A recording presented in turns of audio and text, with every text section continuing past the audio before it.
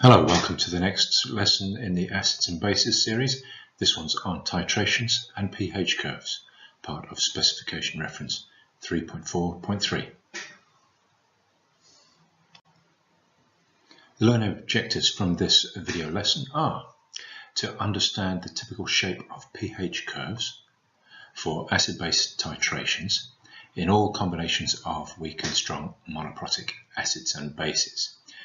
So, for example, a pH curve, if you've not come across one of those, you're going to have a standard graph where you've got pH on the y-axis and you've got volume of alkali added to an acid, and you're going to get some sort of curve of pH. Might look like that for one combination of strong or weak acids and bases. It might look like that, or it might look like something else. So that's what we mean. You're going to understand the typical shape of those curves for various combinations of weak and strong acids and bases. And the second thing we're going to be able to do in this video lesson is to use those pH curves to select an appropriate indicator, like phenolphthalein, for example, or another indicator, and there will be an appropriate indicator for a given combination of weak and strong acids and bases. So let's first have a look at titrations.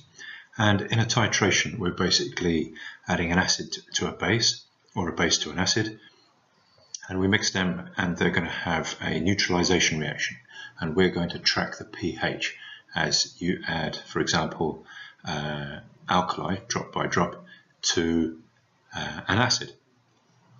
So the hydrogen ions from the acid are going to react with the hydroxide ions from the base, and they're going to create water, which is neutral. So naturally the pH is going to change, and it's going to change in a pretty curvy fashion. First of all then, let's have a look at the equipment that we tend to use when we're doing a titration. So here it is. So firstly, notice the pipette. That's this instrument on the left-hand side of the diagram, and they measure just one particular volume, often 25 cm cubed. And what we might do with the pipette is actually just fill it up, usually with acid, and you pull it up with a pipette filler from the bottle of acid, and you end up just filling up this pipette right into the bulb. All this gets filled up with acid into the bulb up to a particular line, and what you do is you fill it up above that line, and then you let some out such that it's exactly on that line. And when it's on that line, you're going to have a particular volume, and if it's a 25 cm cubed pipette, you'll have exactly 25 cm cubed in that pipette. And so then you would actually let it out of the pipette into a conical flask, so you'd have your 25 cm cubed of acid in your conical flask, to which you would add an indicator, like phenolphthalein, for example. So on the right hand side of the diagram is the burette. That's the burette, and that's a long thin tube with a scale on it, and it's clamped so it's stationary. It has a tap that I'm just pointing out here. It has a tap, so manually with your hands you will open that tap, and it will let the alkali, you'll usually fill it with alkali with a funnel. Let me just draw a funnel there. So you're going to use a funnel, and you're going to have a bottle of alkali, and you're going to put the alkali in with the funnel and fill up the burette like that, and that will fill up with alkali, and then you'll let it out with a tap, and it will add to the acid that's in the conical flask. And when you've added a certain amount of alkali, there will be a particular point, and its exact point, that all of the hydrogen ions that were present in the acid have reacted with the hydroxide ions that you've added from the burette with the alkali, and so then you will have a neutral solution, and at that point in time the indicator will change color, and you'll be able to measure from the scale on the burette exactly how much alkali has been added to neutralize the exact amount of acid that you had in the conical flask. So that's that. One other point about doing titrations is that you would tend to do at least 3 titrations to get an exact result. The first titration would be your rough result, so you would let the alkali out quite quickly until it turns change color, and you'd have a very rough idea to within centimeters cubed. And with titrations, really that's very rough. With titrations, you're looking to get a result to 0.1 cm cubed, or even 0.05 cm cubed of the right amount of acid to neutralize a given amount of alkali. So you get your rough result first, and then what you do is you do it again, and you can let your alkali out quite quickly until you get to within a couple of cm cubed of your rough result, and after that you can add it drop by drop. So you would turn the tap such that your alkali is just dropping out drop by drop, and you're swirling it manually. You're swirling the conical flask manually to keep it all mixed nicely, such that you can find the exact drop that makes the color change. So that would be your second result, and it's probably pretty accurate. But to confirm that it's very accurate, so within at least 0.1 cm cubed of the right, the true value, you would do a repeat, and hopefully the repeat would give you exactly the same result, or within 0.1 cm cubed of the result, in which case you've done your titration.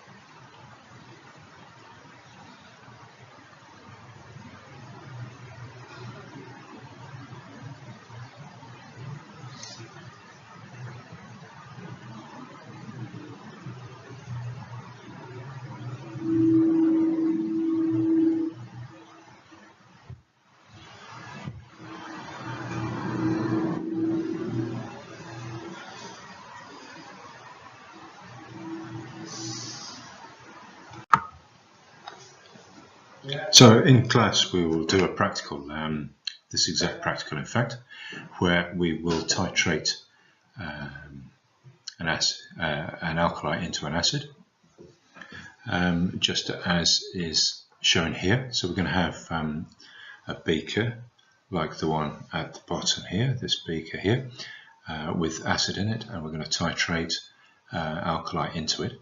And what I'd like to point out is the pH probe. So this here is the pH probe, and that goes into the Titra and measures the pH as it changes as you add more alkali to the acid. And that reading is given electronically, so you can see the reading here, right? 1.3, and you record that reading for the given amount of alkali that you've added. So as you're doing that practical, you will record your results in a table, and you're going to record the volume of alkali. Let's say you're using sodium hydroxide, volume of that that you're going to add. All right, and you might record that in cm cubed. And as you add it, you're going to record the pH. Okay, so you're going to add a value, and you're going to get a pH. You're going to add some more, and you're going to note the pH as it changes, etc. as you go along. And you're going to record that table, and with that table then what you will do is you will plot a graph, and that graph is called the pH curve, and on your y-axis is going to be your pH, and so you've started in this case with acid rather in the conical flask, so your pH is going to be low. Right, so let's say we start down at 0 and we could possibly go up to 14. And your x-axis is the volume of your alkali added, and you're going to get some sort of curve, right, depending on what your acid, what your alkali is, and your pH is not going to change very much, and then all of a sudden it's going to change a lot, and then it's not going to change quickly after that. So it's going to be some sort of curve like that, depending on what your acid and your alkali is. And that's a very common practical to do in A-level chemistry, and we will do that in class as well. So let's have a look at what the actual pH curves look like. And the shape of the curve looks a bit different depending on the strengths of the acid and base that have been used. So the first one that we can look at is when we get a strong acid and a strong base titrated with each other. And we're starting off with acid in the conical flask. So let's say it starts off at about pH 1, and what you'll find is the pH won't change very much as you add a bit of acid until all of a sudden it changes very quickly, and then it levels out at about pH 13 when you've added an excess of strong base. So that's the first curve that you need to be aware of. And the second curve that you need to be aware of is again when you start with a strong acid in the conical flask and you're adding from the burette a weak base this time. So if you're starting with a strong acid again, let's say you're starting off with a pH of 1, and in the same way you're going to add quite a bit of alkali before the pH starts to change, and then it changes quickly again, but instead of getting all the way up to 13 it's going to level off earlier at pH perhaps 9 or so, because that's a weak base that you have in excess. And let's have a look at the third one. Now the third one is this time starting off with a weak acid and adding to that a strong base. So if the acid is weak that you're starting off with, let's say the pH is going to start off at about 15, and you're going to add alkali, and not much is going to happen until all of a sudden the pH changes quickly. And of course it's a strong base that you're adding, and so when you've got an excess of that strong base, it's going to be a pH of, let's say, 13.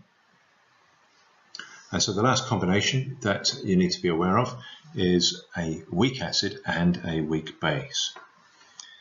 So that's going to start off, if it's a weak acid with no alkali added, let's say it starts off at around 5, and then the pH is going to gradually increase, and you're not going to have such a steep section of the curve, right? And then when it gets to about pH 9 again, when you have an excess of weak base, then it'll settle out like that. So that's how that curve finishes, and that's all 4 curves that you need to remember. So in the first 3 curves, where you had either a strong acid and a strong base, or a strong acid or a strong base, so all of the curves apart from weak acid, weak base, you have a very steep part of the curve where the pH changes very quickly when you've added a small amount of alkali. And that point, I'm just drawing on the first chart, and then now I've drawn the second chart. That point of the amount of alkali added when you get that very steep change in pH is called the equivalence point, and that denotes when all of the acid particles have been neutralized. It also might be called the end point. Right, so I'm just going to write that down so that it helps you remember it. So that volume of alkali that's added to get to that steep part of the curve is called the equivalence point.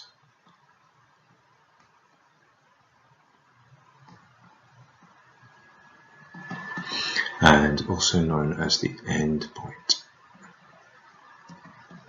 And that's when all of the hydrogen ions that were in the acid have been neutralized by the hydroxide ions that you've added. Just for completeness, let's say that we started the other way around. In the conical flask, you've got alkali instead of acid, and in the burette you have acid, so you're going to add the acid. So I'm just going to correct these charts here. So you've got acid in the burette that you're adding to the conical flask that contains the alkali. So if we did it this way around, your curves would look the opposite. So you'd start off with a high pH, you get your steep point, and you'd finish off at a low pH when you have your excess of acid. And it would be the same in this case. You'd start off, you'd get your steep point, and you'd get your low pH when you've got an excess of acid.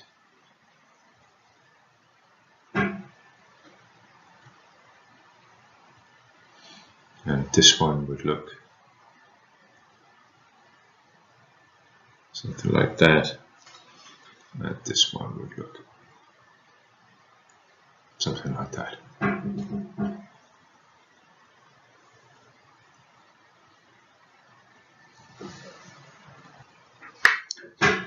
Now, on one of these charts, I've made an error, and I'm going to give you 10 seconds to figure out which one it is. Maybe 5 seconds. So yes, it's the second chart that contains the error. So this curve wouldn't look like that. That is the wrong curve.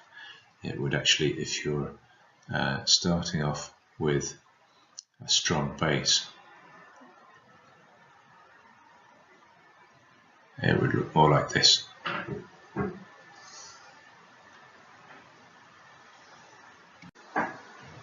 So indicators are basically chemicals that change colour at a particular pH. And in a titration, they would be used to find out the endpoint, which is usually the reason why you do the titration, to find the endpoint.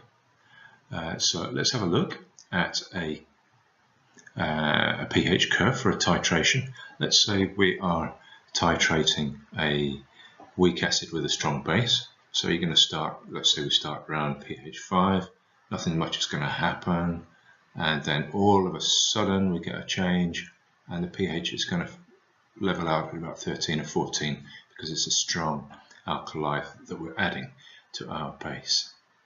And if you remember, the vertical part of the line, this part here, is our endpoint or equivalence point. And what we want is an indicator that is going to change colour during that vertical part of the curve. So if we say the vertical part of the curve is, say, from about here to here on the blue dotted lines. Alright, so I'm just going to cross-hatch that to make it even clearer. That's the vertical part of the curve, and we could say this is probably a pH of about 8, and that's a pH of, let's call that 12. So we would want an indicator. For this particular titration, we would choose an indicator that changes colour at pH between, so it needs to be more than 8 and less than 12. So it changes between 8 and 12. And if we chose that indicator, we would be able to find the equivalence point or the endpoint quite successfully. So two of the most common indicators that are used in titrations are methyl orange and phenolphthalein. And usefully, they change pH they change color rather at different pHs, which is useful because then you can use them for different acids and base combinations in your titrations.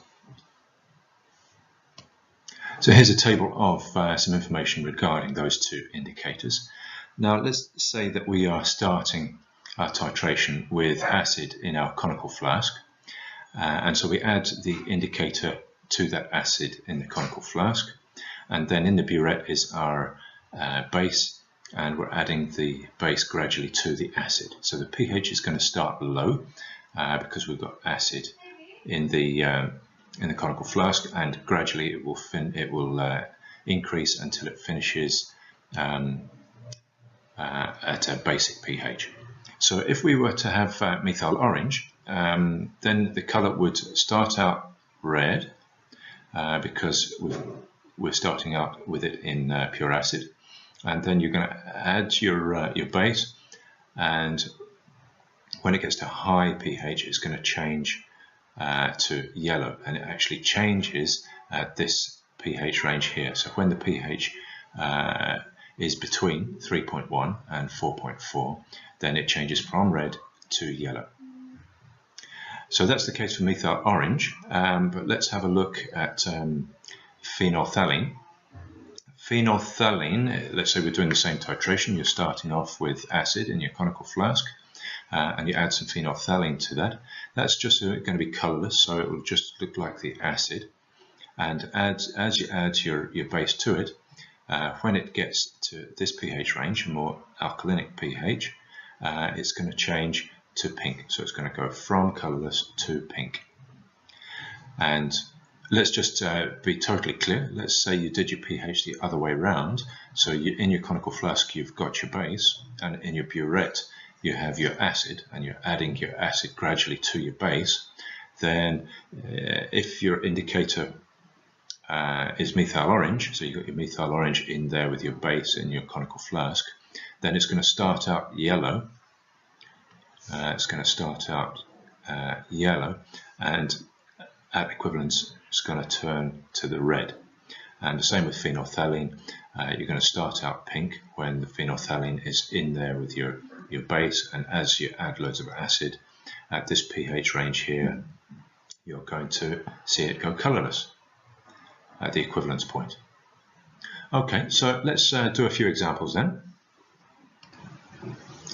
And first of all, just get rid of those scribbles, and let's start off with a titration of a strong acid and a strong base. So we're adding base to an acid.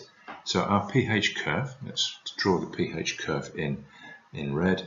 You'll remember from an earlier slide that it's going to look something like that. And let's see what happens with each of the indicators. So let me use, I'll use blue for methyl orange. So let's just put in blue here for, I'll call it MO for short.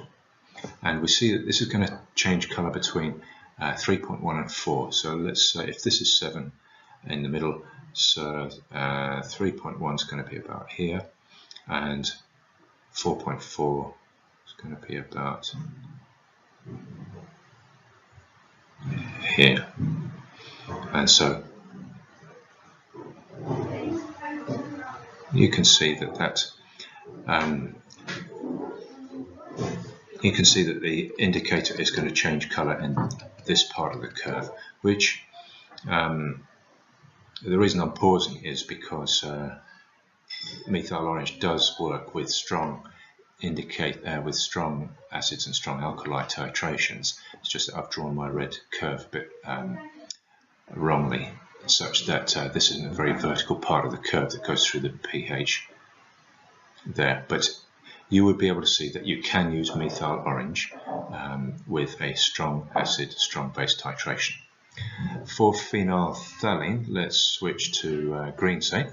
Alright, so if I say phenolphthalein is my green one there, this is going to change color between 8.3, let's say that's 8.3 there, and 10, let's say that's about 10 there. So phenolphthalein is going to change color at this part of the curve. And so in a similar way, we can say that phenolphthalein will change color from colors to pink during the vertical part of the curve, and so it will indicate the endpoint of your titration. So conclusion from this is that either methyl orange or phenolphthalein are good indicators to use when your titration is, let me just write this down, strong acid and strong base. Okay, so let's do a different one. Let's now do a titration of a strong acid and a weak base. So a strong acid and a weak base, do my curve again in strong acid, weak base. The curve is going to look like that. And let's again draw on our two indicator ranges. So again, methyl orange in blue is going to change part 3 and 4.4. So just as before, we've got this range here. Right, so methyl orange is going to change color in the vertical part of the curve. So we can say from that that methyl orange will indicate your equivalence point for a titration of, and this was strong acid and weak base. However, when we look at phenolphthalein, 8.3 to pH of 10, see this is going to change color not on the vertical part of the curve. And so you couldn't use phenolphthalein to indicate the equivalence point when your titration is strong acid and weak base. Alright, our next one. Let's now do a titration of a weak acid and a strong base. So the weak acid, strong base titration curve. It's a weak acid, so we're going to start up here. Alright, but it's a strong base, so we're going to finish up at a high pH. And let's draw on again our indicators. Right, so the methyl orange is going to change pH in this part of the curve, and you can see that changes pH not on the vertical part, and so it won't indicate our equivalence point for this titration, which you'll remember was a weak acid and a strong base. Okay, and our last combination, oh no, sorry, before we go on to the last combination, let's just be complete and do phenolphthalein. So our phenolphthalein is changing pH between 8.3 and 10. Yes, so phenolphthalein would be the indicator to use because it changes color in our vertical part of the curve and therefore indicates our equivalence point for this particular titration. All good. And lastly, our last combination is going to be for a weak acid and a weak base. Okay, so for our weak acid, weak base titration, do you remember the shape of the curve? I'll do it in red again. It starts at not very acid. We don't really get a vertical part of the curve, and it finishes at not very alkaline, and that's what the curve looks like there. And so if we then put on our two indicators, First we'll do the blue one, which is between 3.1 and 4.4. So there's our methyl orange, and that doesn't work, so that won't show you your endpoint, and there isn't a very clear endpoint anyway. And then for phenolphthalein, which changes colour at a pH of 8.3 to 10. So that's not going to show it either. So neither of those indicators will show you the equivalence point of a weak acid, weak base titration. And of course, what you would have to use instead of an indicator for a weak acid, weak base titration, I'll write it in here, you would instead use a pH meter, because our endpoint is not very fine. You'd use a pH meter instead. Lastly and quickly, let's check that we've covered off the learning objectives. First one was that we understand the typical shape of pH curves for all the acid-base titrations, and we definitely did that. So let's give ourselves a tick for that one.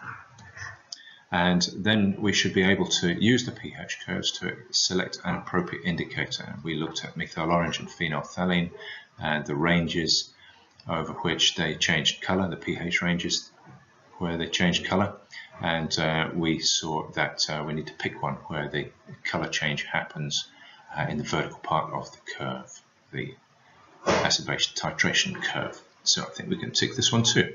Okay, I hope that's helped, and I'll see you in the next video.